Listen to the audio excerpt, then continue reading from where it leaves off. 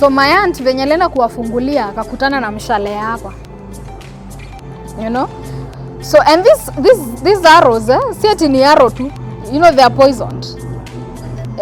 Because my mom wakati walimkuta, you know, like after my aunt alidungwa, she screamed. So my mom akachomoka kitchen anakuja kuangalia ni nini ana scream. So she came out screaming, Nduko, ni nini? You know, because alikuwa anaitwa Beatrice Nduko. So ndio sasa my aunt anajaribu kuongea. You know, mshale imekuwa milia hapo. So na yeye my mom venye amekuja sitting room sasa, si ndio wakaona now whatever they were coming for is here. Now they attacked her. She died actually kwa kiti. Juu hiyo kudunga because they actually walimdunga mara kadhaa. The youngest is 8 months. Wanakula viazi. Wa 9 years ndio anapikia hawa wengine. Sababu mama na baba ni nini? Ni watu wachanga. So wanakuja tu usiku. They don't care watoto wamekula nini. Asubuhi ni labda watoto wakibadilishiwa wapewe turungi na ugali labda. You know, but their viazi is there. That's all they can eat. Yani nilifika hapo unapata the second last one. Mtoto amepooza mpaka mguu. Like if you look at the butt of this baby, hapa hivi kumeingia ndani. Literally. Kwashiako is eating into this boy. Na uwezi saidia uko tu hapo. You know you can't pick a baby when the parents are not there. That is kisheria. One, you might be charged with kidnapping. Okay? Juu atenda wa report mtoto wao amepotea. So because I didn't want to leave this baby in this state, I decided to take all the children. Kachukua watoto wote nikaweka kwa gari nyuma. Kawaambia sasa. Yeah. And it has gotten a point where we've celebrated the milestones and we thank God for that because the last 2 years I've seen us win about 3-4 awards and it has been a step by step. Yeah. It hasn't been easy. Sometimes tumesota. Karibu tufungiwe nyumba. But we still moved on and still God provided, you know. But the beauty of it all, apart from, you know, winning the Mashujaa Awards, getting a nomination at the Robert Burns, you know, by the way, the Robert Burns Awards is an international awards based in Netherlands.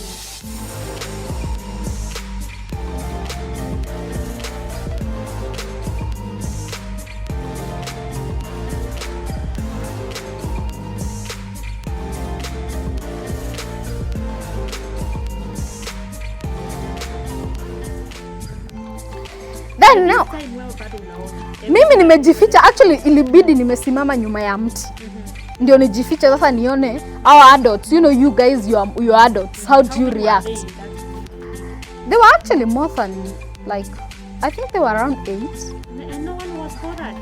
All of them adults, all of them from the same family, nobody singing. And remember Guka is also there. Na yeye ndio ameita mkutano apparently according to the brother, na hasemi kitu na haezi sema kitu sababu kumbuka amekaliwa. So haezi sema nini? Haezi sema chochote lest he's thrown out, you know, because he's a nobody in this family and haezi ambia bibi yake kitu.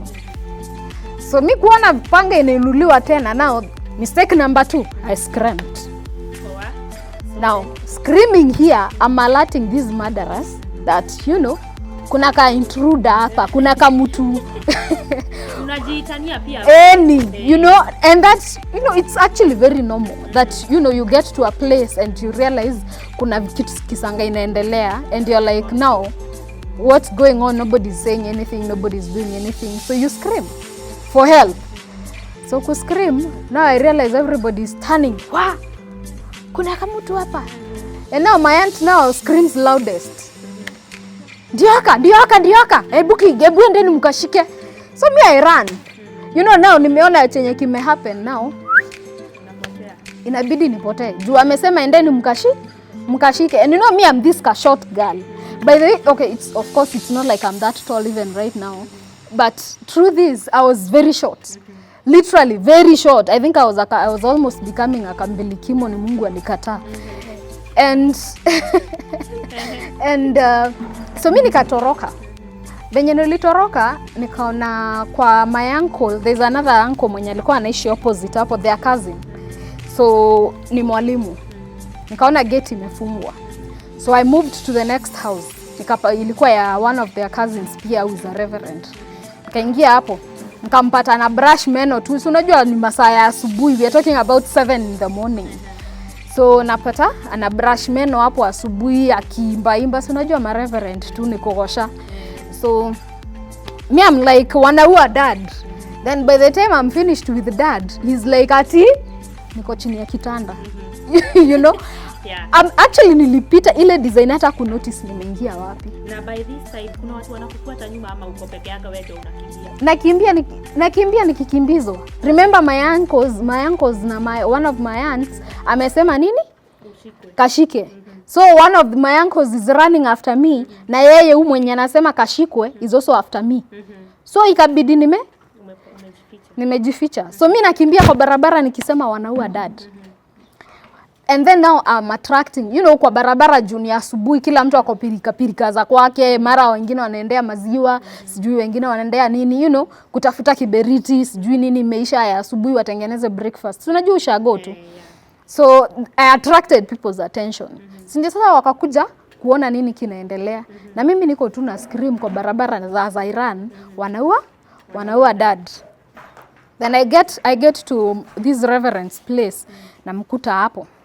And I'm like, wanaua dad, ati niko chini ya kitanda. So wakati wa my uncle na auntie walifika hapo, wakaulizwa ati kameenda wapi? Kameenda wapi? Sasa hiyo na hema. Wewe umeihema wewe. Yaani hiyo siku kama by the way kama kulikuwa na Kipchoge's challenge hiyo time. Mazee hiyo 1.5 angeniona.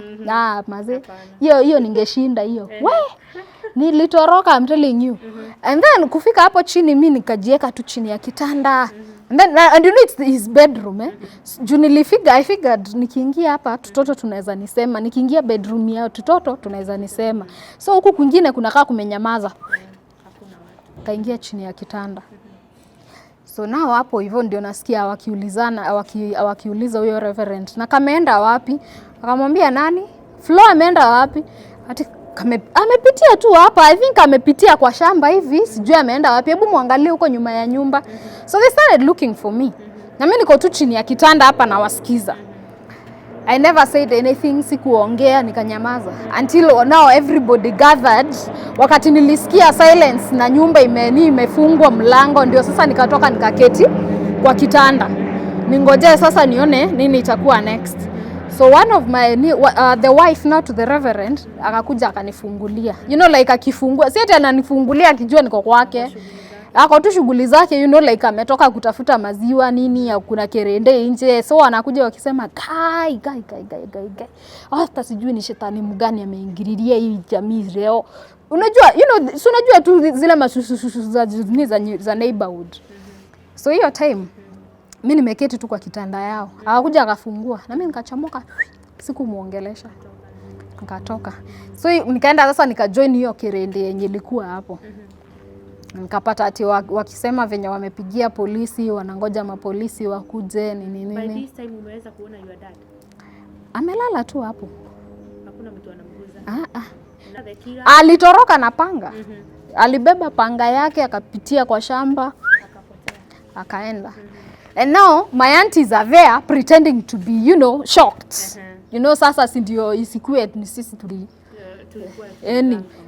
hatukuwa tunajua hii kitu itatendeka, hatukuwa, you know. So they are there pretending to be very shocked. Si ndio sasa polisi baadaye wakakuja. And now wakati my auntie, mmoja bibi ya the killer now, wakati aliona polisi wamekuja, akachukua watoto wake akabeba. Ni kama mtu anataka kuenda, you know. So for some reason mpaka wale sijaielewa. By the way, honestly, I can't explain nilitoa wapi kisu. Today ningekuwa Kamiti. Ulitoa wapi? I have no idea.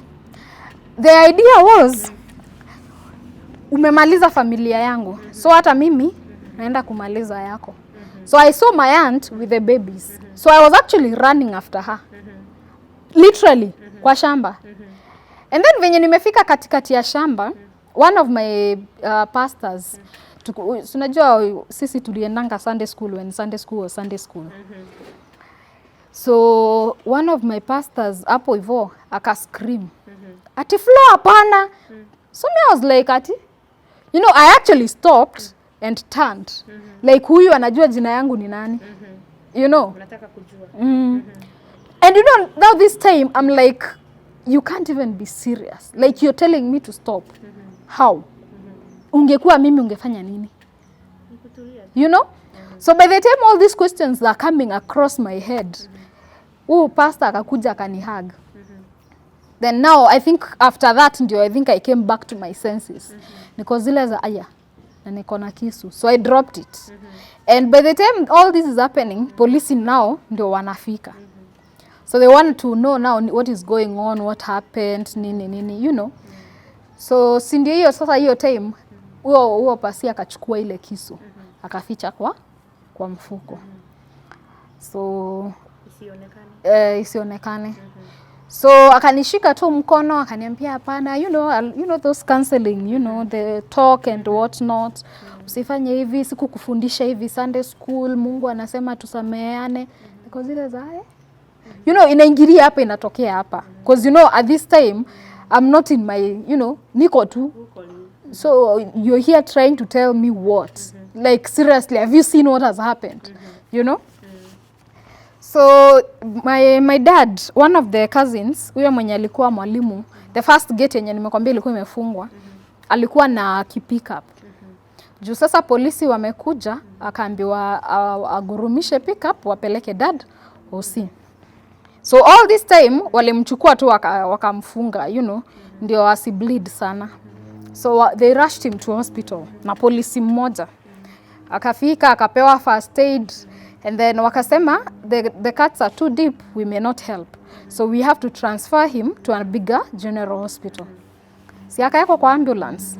Before he even got to this other hospital mali alikuwa apelekwe, he died on the way. So na hatukuambiwa, you know, my mom now, yeye anapigiwa simu, anaambiwa kimbia OC, juu ako Meru town. So anaambiwa kimbia OC, Nkobo, mkutane na mzee ako huko. So my mom is like, why is he there? Watu wakamwambia wewe fika, ukifika utapata watu wa kukuambia ni nini inaendelea. So wakati my mom called my dad's line, akapata mimi ndio naongea. Na siongei kitu yenye inaeleweka. Niko tu. You know, like I'm still shocked that your own relatives, your own siblings, your own brother can do this. They were all there. They can do all this, you know. I'm still not digesting how.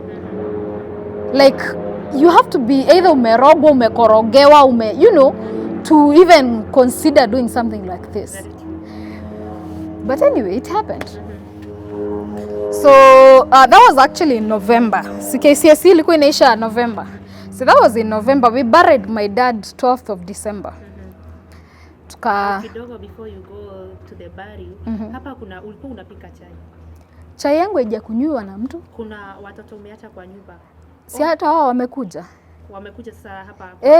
Okay. Unajua wameshangaa ni nini amekaa hivyo, atuoni daddy, atusemi, you know, because my dad actually never went, not even a single day, without hugging us and without telling us he loves us. So my brother was actually there waiting for this hug, ndio aanze shughuli zake. You know? So hii siku the hug is not coming. So everybody gets concerned. Ndio sasa wakakuja kututafuta. So they were already here. And then paka tuka-allocate one of my aunties, the one wife, you know, ni bibi ya cousin ya dad. Ndio aliitwa sasa akuje atukalishe until the time my mom now comes back. So sisi tukakaa na yeye. Yeah, and we buried my dad now 12th of December. That's 2007. Now, in 2007, you only have like about 2 weeks to Christmas and, you know, New Year. I'm telling you, the eve of that New Year, Shosho akakuja. mumekaa hapa ya kutosha. Sitaki kuwaona hapa. Nyinyi ni Wakamba. Nisiwaone kwa shamba ya kijana yangu. At 6 in the morning. So hadi mwaka haikuisha. For this case ni in the same Mwaka. year na We are talking about days. You're still mourning your father. Someone is still mourning the husband. You know. Yeah. And they all don't seem to give a hoot. They don't care. So nyinyi ni Wakamba. Fanyeni nini? Tokeni. Hatutaki kuwaona. So my mom ako tu zile za sasa juu ya hivyo ni sawa, tumekusikia. And you know it's 6 in the morning. Hata ujanawa uso ndio umeamka. So my mom akapigia her brother. Akamwambia nitafutie lori ikuje tuhamishe. Akauliza unaenda wapi? Asema ati hata sijui, lakini nataka kwanza nirudi kwetu, nirudi home, niende nika relax kwanza. Alafu as we see what to do come January when I'm supposed to go back to school. Juu unajua kumbuka bado anafundisha huku. Yeah. So my mom wakati shule zilifunguliwa akakataa kwenda shule. And remember by all this time jamaa alitoroka na panga yake bado hajashikwa. So ukilala tu hivi in those 2 weeks they were more like traumatic, the most traumatic 2 weeks because unaambiwa sijui mara ameonekana kwa mlima gani, sijui mara amepatikana kwa forest gani, sijui mara anazunguka na bows and arrows, sijui mara amepatikana na panga wapi, you know. So you can't sleep. Unalala tu umefungua jicho just in case, you know. Yeah. So my mom akakataa kurudi shule. You remember sasa haezi kuwa na commute all the way every day. Akaenda kwa TSC, aka-apply hiyo transfer akapatiwa. So she goes back kwao. Kwao is about like 50 kilometers from kwa dad. You know, because the parents ni Wakamba lakini you know like when she got married here they moved with them. Akawaleta huko, so walikuwa na shamba yao huko na wakajenga. So now my mom goes back to the parents' place, akaitisha transfer ya TSC akapatiwa, and that's how she moved kufundisha to this other place. She continued with her life, you know. By this time uko na yeye mshahama? Tushahama sisi. And now remember, now we're talking about January of 2008. Mimi nafaa kurudi kureport university August. No, it was in September. So I'm supposed to report in September. So I only have 8 months to figure out tutatoa wapi school fees. Remember my sister, my elder sister is doing dental surgery.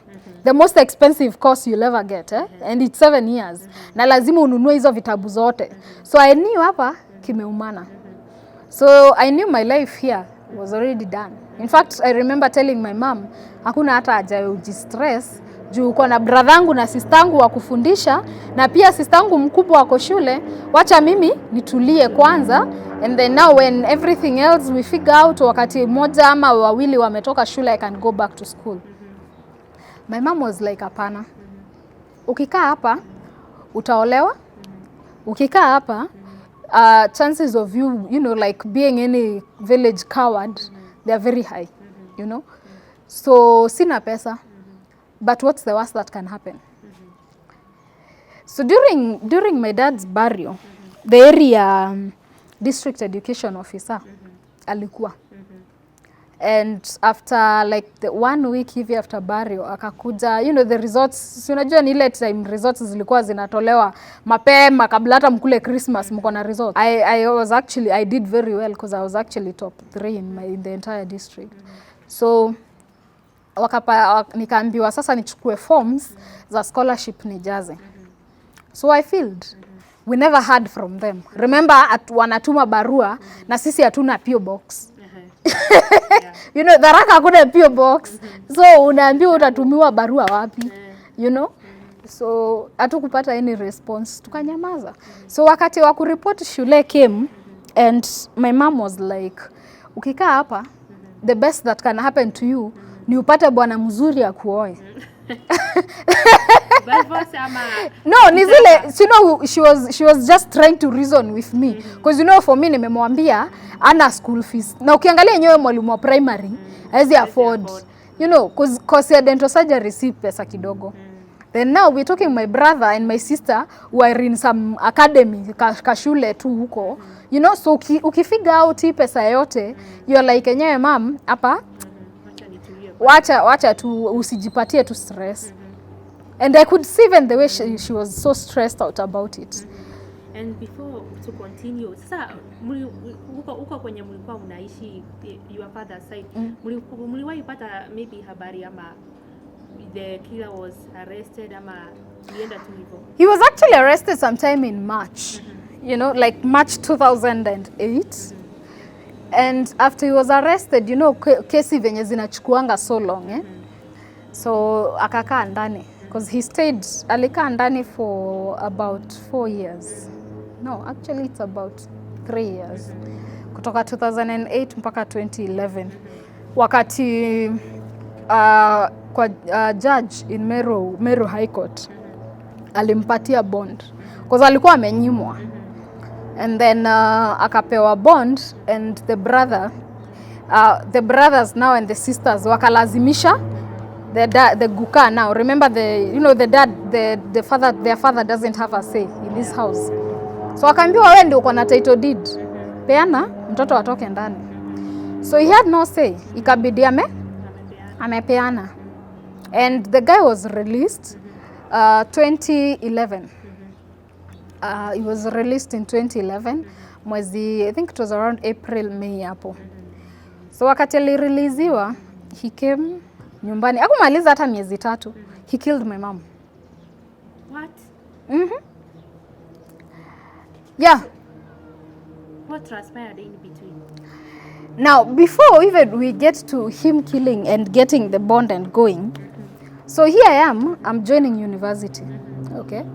So I joined Nairobi University. I'm given a full, actually nikireport shule, sikuwa na school fees. My mom, you know there's that story ya the lepers kwa Biblia. Wenye walisema tukikaa hapa, tutakufa njaa. Tukiingia ndani, watatupatia chakula ama watuue. So either way, there's a chance that we might die, you know? Yeah. So they were like, then what do we have to lose? Kama tutakufa, tukikaa hapa kwa hii gates, tutakufa. Tukiingia ndani, bado wanaweza tupatia chakula waachane na sisi, ama watuue, you know? Yeah. So then let's take this slim chance yenye wanaweza tupatia chakula, tuingie tu ndani. So that's what my mom told me. Hatuna school fees, lakini tuende shule. What's the worst that can happen? Ni waturudishe. Mbele na nyuma. The distance between property and poverty ilikuwa 3,000 shillings. Kutoka Tharaka Nithi mpaka Nairobi. Na ndio mutakula, ndio mutatumia kama kwa kulala. You know? So my mom is like, hapa enyewe kimeumana. But by the time tunafika, wacha tuone kama tutakuwa tumeongea na watu 2 watatu, ama kwa bank tukapewa loan. I was like, okay, twende. So we went. Kufika, kumbe kwa ile application yenye tulifanya, I was actually picked for the scholarship. But now, sababu hakukuwa na way ya kutujulisha, now they were waiting for me ndio wajue kama nitareport ama sitaripoti. Kufika ndio nikarealize, niko number 3 kwa hii list yao ya USAID. Wow. So I'm given a full 5 years scholarship ya university. And remember nimeingia kama regular. Na regular unajua unachukuanga 5 years. Si kama para. You know parallel programs you take a bit shorter, 2.5 or 3 years na ushamaliza. So I wanted to take advantage of this 5 years nimepewa. Ikabidi nimetoka regular. Nikaingia para. Ndio. So umelose opportunity ama? Like my school fees is already paid. But it will be paid for 5 years. And my head is telling me, because I need this education so badly, then I have to take advantage of this 5 years nimepatiwa. So that's what I did. I moved from regular. You know, regular ni classes za mchana. Unakuwa na classes kama 2-3 in a day. And then you go relax, or maybe, you know, you have all the time to party. And here I am.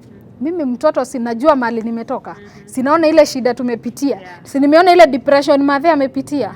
So I told myself hakuna haja nikae hapa and then I take all this time ati nasoma na bado there's an option where I can take my evening classes or maybe take a few of my day classes, niende job, nitafute kazi, alafu I still graduate, you know. So nikaanza, I actually started working at 19. At 19. Kazi gani hiyo? Kazi gani hiyo? Nataka nifanye. No, I actually did my attachment, I think during the second semester, ya first year. The second semester, then nikatoka, I was at CIC Insurance. So nikatoka hapo, venye the 3 months were over sasa, nikaenda kutafuta job.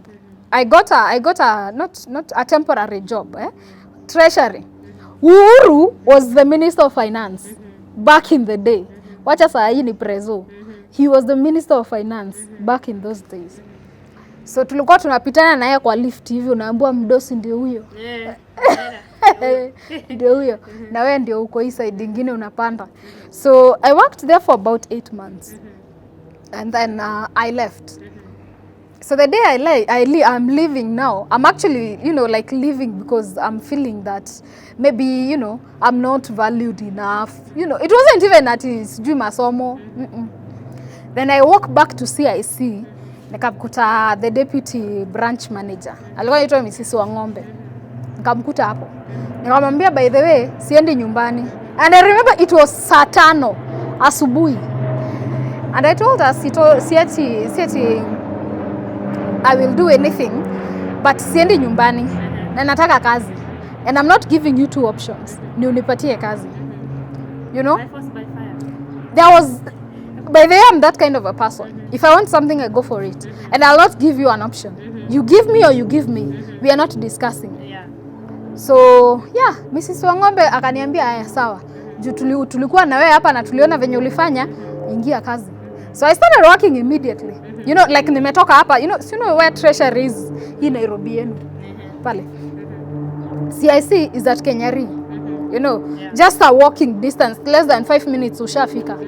So I was jobless, you know, 15 minutes ago, and you know, 5 minutes later I have a job. Nikaendelea na kazi. And that's how I started working and earning my money. You know? So, and all this time, hata kama my uncle alikuwa ameshikwa, he kept on calling. You know, there's nothing as traumatizing as leaving someone and pestering someone who is already scared of what life has dealt them. So this time, he calls and says, hata wewe tunajua mahali uko, tunakukujia. Si unajifanya wewe ndio unajuanga sana, wewe ndio uliona sana. We are coming for you. You know? So every now and then I get those calls. I used to report by the way kwa polisi. I mean, I think the police stations zilikuwa zimenizoea. You know, like, because every other time unapigiwa simu, every other time they either calling or texting. So at some point ikabidi nimetoka Lower Kabete, I went to Pipeline kujificha. Because, you know, my mind is telling me Pipeline kumejaa watu. You know, it's not easy for someone to, you know, to trace you. Hata wakisema wanajua mahali huko hawajui, hiyo ni kujichocha, you know. That's all my mind was telling me. And shock on me. So this day, ndio nimetoka job. Nimetoka class. Nikiingia kwangu hivi. At what time maybe? It was actually almost 8 usiku. Nimetoka job, nikaingia class, alafu niko home. Nikiingia tu kwa nyumba hivi, you know, hiyo ghorofa nilikuwa naishi, nikakutana na one of my cousins hapo. Yani one of their sons, ndio ametumwa. So this guy, yani they know mpaka mahali naishi, and they even traced me, you know? And they came.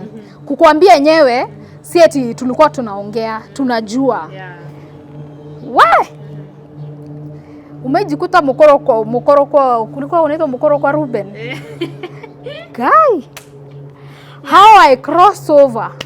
How I found myself there. I have no clue. Chenye nakumbukanga nilikuwa nimejaa matope. Yeah? Huku umeingia kwa nyumba, umemuona before? Nimemkuta kwa mlango, you know, kwa gate. Juu unaona setup za gorofa, kuna gate alafu kuna manyumba, you know. Yeah. So that's how it was. Nilimkuta sasa kwa gate, ameningojea. What next? Hapa sasa nikajua kumethokwa. Na unajua sasa umetoka nyumba ya 2 bedroom huko yenye ulikuwa unalipiwa na USAID, umekuja huku unalipa ka single room. Ndio ujificha fiche utaki story. Then now your cover is blue. Nilijikuta mkoro kwa rute. Hiyo siku ndio nilikuwa najua kunaitwa mkoro. How? Saa ngapi? Usiku, like literally I had to go begging for a place to sleep. Usiku. Maze, Ulipata vipi? no, I got a place to sleep. Nikaekelea kichwa asubuhi, nikangoja Mbogithi, nikapanda Mbogithi, nikaenda kuishi.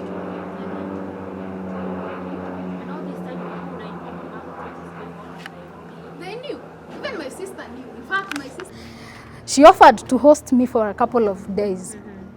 Nikamwambia mimi nikikuja huko watajua mahali niko. And I'll also be putting you in trouble. So wacha nifanye nini? Wacha nikatafuta kwa kukaa. So mimi nikabeba actually the only things I had. Juu sasa unajua my life now imekuwa ni ile mobile nini. The only things nilikuwa nazo kitanda na mattress na kameko. Juu sasa you know. So ulikuja the other day kuchukua vitu. Unabeba tu mara moja, you know the way unabebanga hata na mkoko, hata utafuti nini. You know your entire life now feels mkokoteni. Hata una vitu moja. Because you know I knew if I invested in seats, you know, my fridge, sijui cookers at this time, then chances of me being caught na nijulikane mahali niko alafu wakuje there is very high. Yeah. So mi nikachukua nini zangu, kitanda yangu na nina mattress yangu na kajiko, nikaenda Kikuyu. You know now I'm going the opposite direction. Nikaishi Kikuyu. So I got an opportunity to work with Old Mutual nikiwa Nakuru. Nikiwa Kikuyu. So when I saw this post on Facebook, by the way, hata sikufikiria mara mbili. I took it. Nikatumia huyo jamaa, actually it was a man. A guy I came to see 6 months later into the job. Nikamtumia CV. Nikamwambia nataka hii job. Ilikuwa job ya regional manager. Sikufikiria. Chua, na mimi sikumwambia kwa nini naenda. You know, like you don't when you're doing those interviews, hakuna mtu anakuulizanga ati why are you running away from something, because they don't know, and that is information that you don't tell them. So mimi nikamwambia I want the job. Mimi nataka job, ipatieni. Nikapewa kazi. Kaamka nikiendanga Nakuru. So nikakaa chini ya maji kutoka because that was around 2014. Nikakaa chini ya maji then until juzi I think 2018 November, when now I started Frolics of Hope. Nikajiambia enyewe hii kukaa chini ya maji, you know you can't run forever, let's be real. Yes you can run but you can't hide, you know. So I just felt nimefika mahali nimechoka na hii story ya kukimbia. You know, you're running away from your own skeletons, from your own people. Yeah. Then for how long will you run? You know? So I was like, okay, bring it on. And hiyo siku, before I started Frolics of Hope, I actually was supposed to go for... Which year is this? We're talking about 2018. Juzi tu. So, pale mbele ulikuwa umesema mamako aliumwa. That was in 2011. How That was did in it happen? 2011 August. How did it happen? Because hukuzia. What happened to my mom? It's actually, I don't know, a very scary thing. But, you know, juu alikuwa amehama huko kwao. You know, like alikuwa kwao, so akanunua shamba and then akajenga. So alikuwa ametoka Meru Town kununua zinaitangwa aje hizi marangi za kufanya finishing.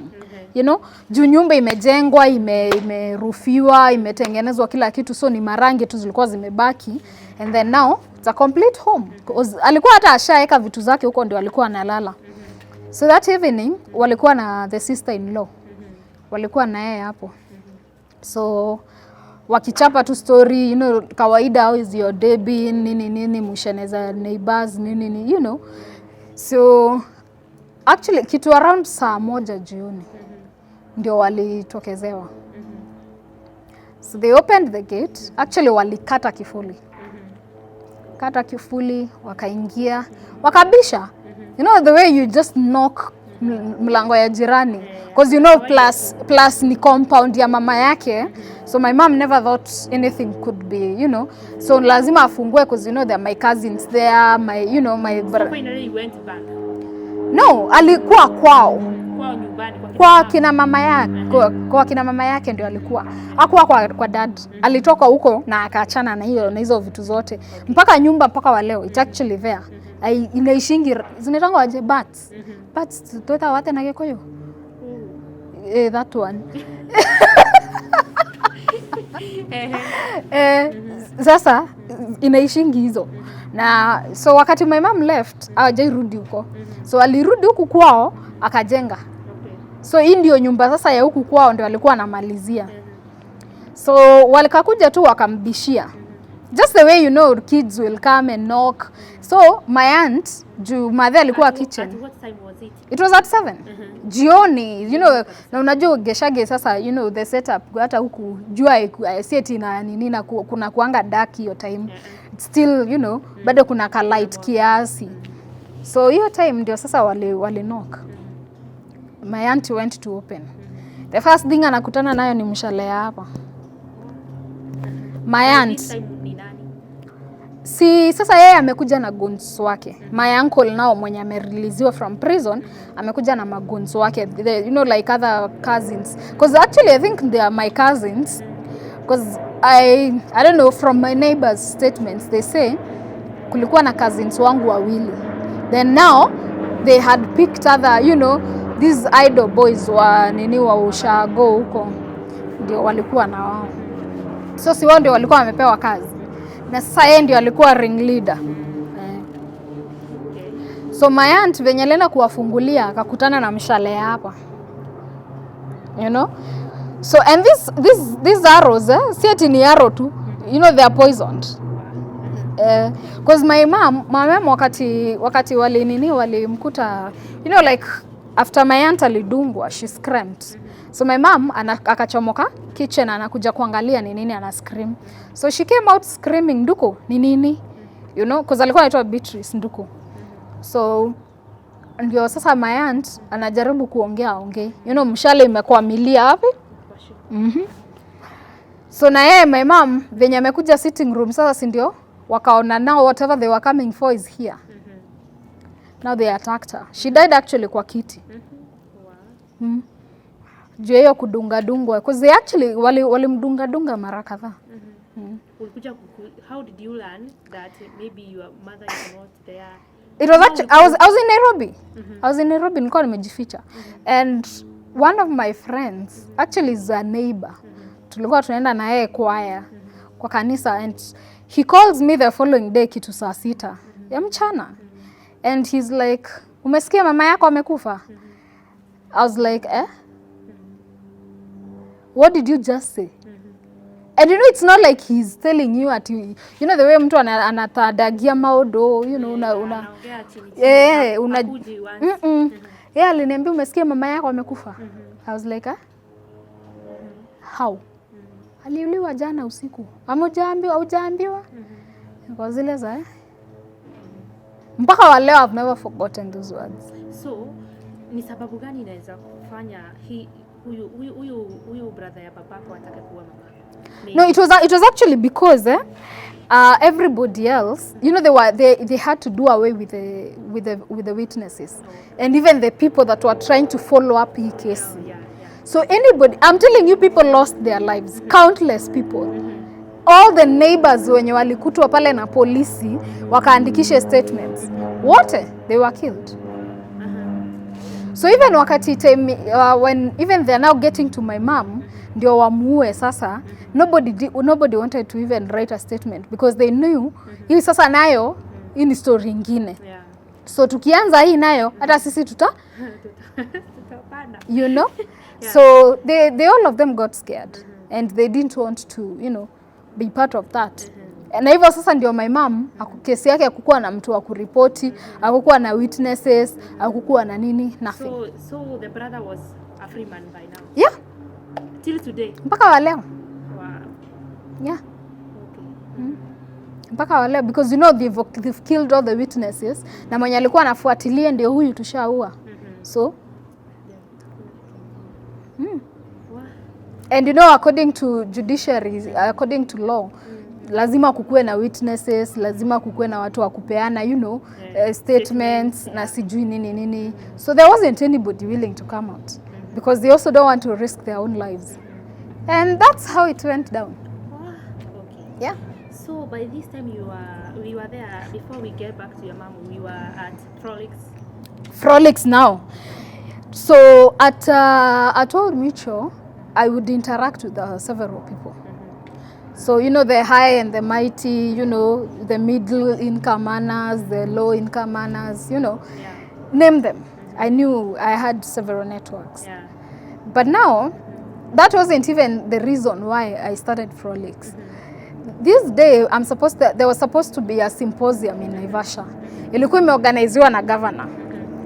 And this governor amenialika niende kupeana a story, or rather a speech on why people should invest in Nakuru, what investments in financial markets looks like, you know.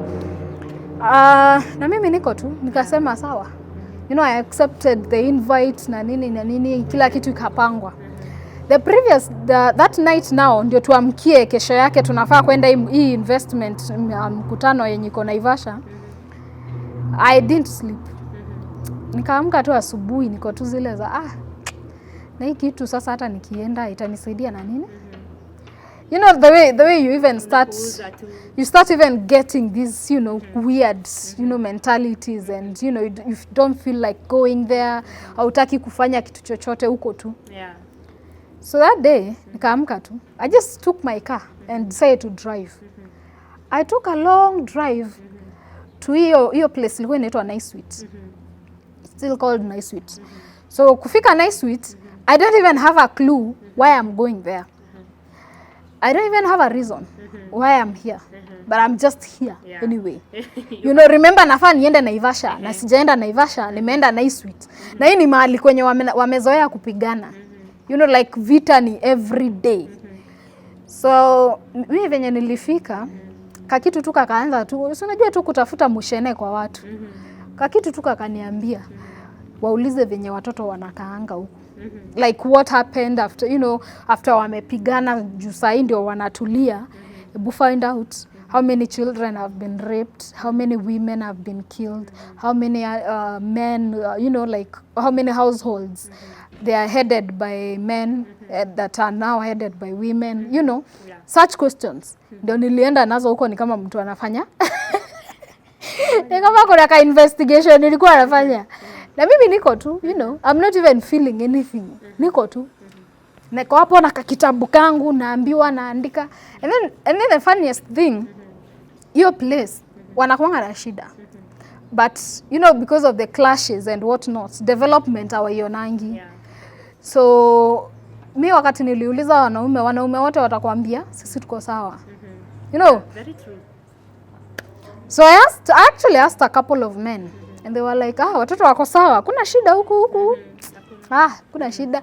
Then wakati narudi, nikafika ka center hapo Nice Sweet ya chini sasa. And nikakutana na mama mwingine hapo alikuwa, she's a trained advocate, you know, like a village volunteer. So yeye ndo alinipea moshene. You know, ni ile tu anaropoka everything. Ananiambia, na unajua, you know, you're an intruder to them. Wewe ni mgeni, kwanza wakikuona hivi, you know, they can't trust you with their issues. Juu si mmoja wao. Wanajuanga wageni. Hata kwenu watu wanajuanga nani mgeni, nani mzee, you know. Juu mnajuana, it's just like a place, you know.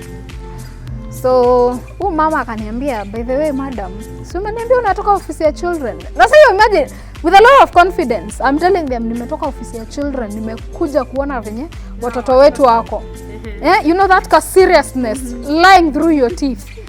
Na sasa hiyo unadanganya unadanganya hivyo, kumbe hao watu pia washaanza kukuogopa. Do they know the truth of what happened? So huyu mama akaniambia kuja hata nikupeleke nikuonyeshe. We went. We saw another, actually it was a family. A family of 6. The oldest is 9 years. The youngest is 8 months. Mama na baba nikalewa. Hii familia hawana kitanda. Hii familia hakuna mattress. Hakuna blanketi. Watoto like Monday to Monday wanakula viazi. Viazi like potatoes. You know? Alafu watoto juu hakuna blanketi, and you know the youngest is 8 months. Wanakula viazi. Huyu wa 9 years ndio wanapikia hao wengine. Sababu mama na baba ni nini? Ni watu wachanga. So wanakuja tu usiku. They don't care watoto wamekula nini. Asubuhi ni labda watoto wakibadilishiwa wapewe turungi na ugali labda. You know, but their viazi is there. That's all they can eat. Yani nilifika hapo unapata the second last born. Mtoto amepooza mpaka mguu. Like if you look at the butt of this baby, hapa hivi kumeingia ndani. Literally. Kwashiako is eating into this boy. Na uwezi saidia huko tu hapo. You know you can't pick a baby when the parents are not there. Yeah. That is kisheria. One, you might be charged with kidnapping. Okay? Juu wataenda waripoti mtoto wao amepotea. So because I didn't want to leave this baby in this state, I decided to take all the children. Kachukua watoto wote nikaweka kwa gari nyuma. Kawaambia sasa tunaenda kwa chief. So tukifika kwa chief, tuambie chief nimeenda na nyinyi, and then I'll get you something to eat. Unawanunulia maziwa na mandazi. These babies are fighting for this thing.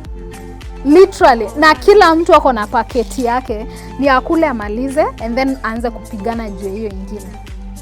They have never seen anything like that. They've never had milk in their life. You know? So wakashiba. Wacha sasa juu because hawajazoea kushiba to that level. Wacha waanze kutapika. Yeah, that is common by the way. That is common with children who are malnourished. Juu hawajazoea kukula hii chakula yenye unawapatia. You know, and then you know you're not giving them pole pole. Umewapatia packet mzima 500 ml wakunywe. So they gobble it down haraka. Ndio? Juu wako njaa na hawajui hiyo ingine watapata lini. So tukafika, I actually took them. Venye niliwachukua, tukaenda kwa chief tukaripoti. Then nikamwambia wewe tafuta mama ama baba mwambie anifuate. I posted kwa group ingine hapo ya WhatsApp ya madaktari. So the doctors told me these children, they're actually very malnourished. Hawezi lala, just bring them to the hospital. Nikachukua watoto nikapeleka hosi. Yani huyo mmoja mwenye nakwambia alikuwa amepooza mguu. I was told if this boy had slept even for an extra one night, ni mazishi ungekuwa unatayarisha sasa. Do you know how traumatizing that is? Like mama alikuwa anangoja mtoto akufe. Akionanga. Na hapo tu. Bora amepata hiyo kikombe moja ya chang'aa. She's fine. Yeah. And that now brought the birth of Frolix. I resigned from my job and I started Frolix. And I know you will ask me like so far how many children we have taken in, you know. So far we've actually reached out to over 80 children.